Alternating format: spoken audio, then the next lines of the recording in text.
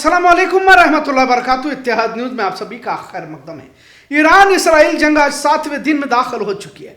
कल रात इसराइल ने ईरान के कुछ ठिकानों पर हमला कर एयरपोर्ट को भी तबाह करने की बात सामने आ रही है, पर आज ईरान ने जो हमला किया हुआ है इससे एक बार फिर इसराइल दहल गया है। आज ईरान ने जिन मिसाइलों का इस्तेमाल किया हुआ है उनका नाम सिज्जील और खैबर। जी हाँ, आज ईरान ने बहुत ही ज्यादा तबाही मचाई है, जिससे अवाम भी सड़कों पर उतरकर जंग रुकवाने की बात कर रही है। खैर, आज ईरान इसराइल जंग पर हमारी चौथी किस्त यानी चौथा वीडियो आपके सामने पेश कर रहे हैं। और आज के इस वीडियो को देखने से पहले हमारे नए न्यूज चैनल इत्तेहाद न्यूज ऑफिशियल को सब्सक्राइब, लाइक, शेयर और कमेंट करें। आखिर तक बने रहे, वीडियो काफी दिलचस्प बनने जा रही है। लिहाजा ईरान के सुप्रीम लीडर आयतुल्लाह अली खौमेनी की इस ईमान अफरोज तकरीर को पहले सुनिए, जिसमें उन्होंने उम्मत मुस्लिमा को मुत्तहिद होने के बाद कहते हुए कुरान से मुसलमानों की दूरी ही आज के मुसलमानों की पस्ती की असल वजह बता रहे हैं। हम आपस में बटे हुए हैं, शिया, सुन्नी, अरबी, अजमी, लिहाजा अख्तलाफात ने हमारी कुव्वत को एक तरह से खत्म कर दिया है, जबकि कलमे की बुनियाद पर हमें मुत्तहिद हो जाना चाहिए था। امروز بلای دنیای اسلام دوری از قرآنه. امت اسلامی از قرآن دور است. اشداء علی الکفار رحماء بینهم. در مقابل دشمنان دین، در مقابل کفار بایستی سرسخت بود، بین خودمون بایستی مهربان باشیم. عکسش عمل میکنن، بین ما جنگ و اختلاف و دعوا و شیعه سنی و عرب و عجم و بقیه چیزها رو راه میاندازن دشمنان. حکام دور از قرآن، دور از تعقل، دور از خرد بازی کفار رو میخورن و تسلیم اونها میشن. از قرآن فاصله داریم ما. यकीनन आज ईरान ने दुनिया की तारीख को बदल के रख दिया है। दुनिया हैरान है कि आखिर ईरान ये सब कुछ कैसे कर पा रहा है। जब डोनाल्ड ट्रंप और बेंजामिन नेतन्याहू ने ईरान को सरेंडर करने के लिए कहा तो उन्हें कहा कि इमाम हुसैन की तरह शहादत को गले लगाने वाले लोग हम हैं। क्या कहा ये भी सुनिए। मेरे जिस्म की कोई खास कीमत नहीं, मेरी जिंदगी का भी कोई खास बड़ा मतलब नहीं। अगर वो मुझे मार दें तो इससे हमारी हार मत समझना, बस तुम इमाम हुसैन के उसूलों पर डटे रहना। हम ये जंग तब तक जीत रहे हैं जब तक हम जुल्म के आगे नहीं झुकते, ताकत और लालच के आगे नहीं झुकते, जब तक हम इमाम हुसैन के आदर्शों को थामे हुए हैं। बहरहाल इतना तो जरूर है कि जंग आगे बढ़ने वाली है। न तो ट्रंप की ईरान सुन रहा है, न तो खामोश बैठने की बात को तस्लीम कर रहा है। आज बात करते हैं ईरान इसराइल जंग के दरमियान जिन मिसाइलों को दागा जा रहा है, आखिर कितना तवील फासला तय करके इसराइल पर हमलावर हैं। क्योंकि ईरान पर हमला करने के लिए तो इराक और जॉर्डन के एयरबेस इस्तेमाल किए जा रहे, पर ईरान को इसराइल तक पहुंचना उतना आसान नहीं है। आपको ताज्जुब होगा कि तकरीबन 7 मरहलों को पार करके ईरान को इसराइल पर हमला करना पड़ रहा है। दरमियान में नाम निहाद मुस्लिम नाम वाले मुल्क तो हैं, पर ये तमाम ट्रंप और यहूदी के एजेंट है जो ईरान के मिसाइलों को टारगेट करने के लिए वहां पर इसराइल का डिफेंस सिस्टम नाफिज किया हुआ है और वो पूरी कोशिश कर रहे हैं। इसके बावजूद ईरान ने इसराइल पर कहर नाजिल किया हुआ है। ईरान से इसराइल लगभग 1300 से 1500 किलोमीटर तक की दूरी पार कर हमला करना पड़ रहा है।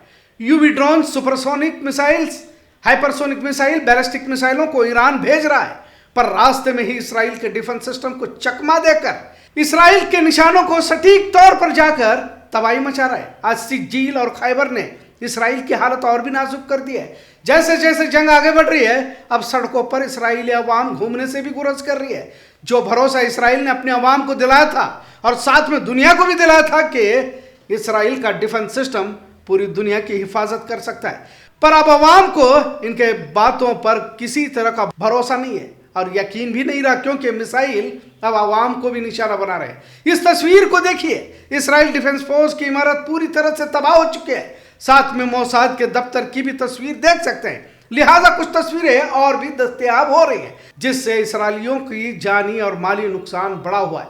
और अब इस बात को खुद इसराइल भी कबूल कर रहा है कि आज के हमलों ने तेल अवीव का बहुत बड़ा नुकसान किया हुआ है। मलबे से कई सारी लाशें बरामद हो रही हैं और भी मलबे में इसराइल दबे होने का डर जाहिर किया जा रहा है। खैर, महज जंग पर तबसरे तो किए जा रहे हैं, लेकिन डिफेंस सिस्टम को नाकाम करते हुए सीरिया, लेबनान, जॉर्डन, इराक से होकर इसराइल तक कैसे पहुंच पा रहा है। मिसाइल, ड्रोन और क्रूज मिसाइलों के जाकर गिरने की तस्वीर तो देख रहे हैं, लेकिन कितने मुश्किलात से होकर ये मिसाइल इसराइल तक पहुंच रहे हैं, इसे भी समझने की जरूरत है। 13 से 19 जून तक ईरान ने इसराइल पर तकरीबन 800 बैलिस्टिक मिसाइल और 1500 के करीब ड्रोन अटैक किए हैं। इनमें फतह 1 और सज्जील जैसे सुपरसोनिक मिसाइल भी शामिल है। ईरान और इसराइल की दूरी, जैसे हमने पहले भी कहा है, कि 1300 से 1500 किलोमीटर के करीब है। मैक 5 जो बैलिस्टिक मिसाइल की रफ्तार को 12 मिनट लगते हैं इसराइल पहुंचने में, तो फतेह मिसाइल जिसे सुपरसोनिक कहा जाता है, महज 5 से 7 मिनट में ही इसराइल पहुंच जाती है। फतह 1, सिज्जील और खैबर की रफ्तार 16,000 से 18,000 प्रति घंटा यानी कि पर आवर की रफ्तार से यह मिसाइल दौड़ती है। ईरान ने अब तक बैलिस्टिक मिसाइलों का इस्तेमाल ज्यादा किया हुआ है और ये तकरीबन सटीक निशाने पर लगने की बात भी सामने आ रही है। ऐसा नहीं कि पूरे के पूरे जाकर गिरे हैं, कई मिसाइलों को इसराइल के डिफेंस सिस्टम ने नाकाम भी किया है। एक और यहां पर कि क्रूज मिसाइलों का भी अहम किरदार रहा है, क्योंकि ये बिना पायलट के फिजाओं में कम ऊंचाई पर उड़ते हैं, जिससे इसराइल के डिफेंस सिस्टम की पकड़ में नहीं आते और रडार से भी बच जाते हैं। इसराइल ने Jordan, Iraq, Lebanon air bases पर डेविड स्लिंग एरो 2, एरो 3 के जरिए ईरान के मिसाइलों को रोकने की कोशिश की है, लेकिन सुपरसोनिक और हाइपरसोनिक मिसाइल ईरान ने इस तरह बनाई है जो अपनी सिमत को फौरन बदलकर अपने निशाने पर जा गिरती है, जिसकी वजह से इसराइल का डिफेंस सिस्टम एक तरह से नाकाम होता जा रहा है। ऐसा नहीं कि इसराइल पूरी तरह से नाकाम साबित हुआ, लेकिन जिस तरह मिसाइलों की बड़ी तादाद को ईरान ने इसराइल पर बारिश की तरह बरसाया है, जिससे